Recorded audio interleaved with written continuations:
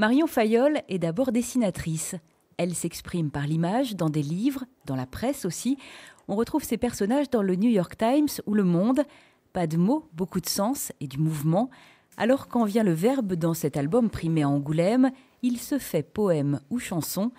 Les Amours suspendus, c'est Pardonner du peu, la première comédie musicale en BD. Dans mon travail, très souvent, il y a un lien à la danse. Mes personnages sont pas vraiment en train de danser, mais il y a la gestuelle et le rapport au corps, quelque chose vraiment qui compte beaucoup pour moi et sur lequel je travaille énormément.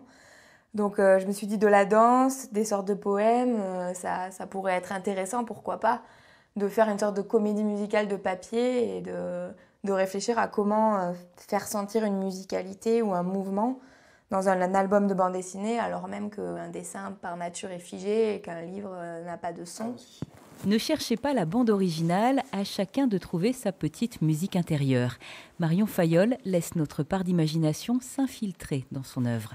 Regarde comme la vie est agréable, je te quitte et il pleut sur le sable. C'étaient mes mains qui te touchaient, ce ne sont que mes mots désormais. De tes mots je me sens coupable, je coupe nos liens inséparables. Regarde comme la vie est belle, tu es si seule dans les ruelles. Cette œuvre atypique, fruit de 3 ans de travail, a séduit le jury d'Angoulême. Le prix Fauve ne trône pas encore dans le salon. Marion attend un autre grand cadeau, un bébé. Alors elle n'a pas fait le voyage, mais la consécration l'a touchée au cœur. D'être reconnue à Angoulême comme faisant de la bande dessinée, c'est déjà très gratifiant et ça fait vraiment plaisir de se sentir appartenir à un milieu aussi vaste qu'il soit, mais de se dire qu'il y a une place pour les livres comme les miens ou comme d'autres livres un petit peu en marge ou en tout cas qui ne ressemblent pas à ce qu'on a l'habitude de voir dans la bande dessinée.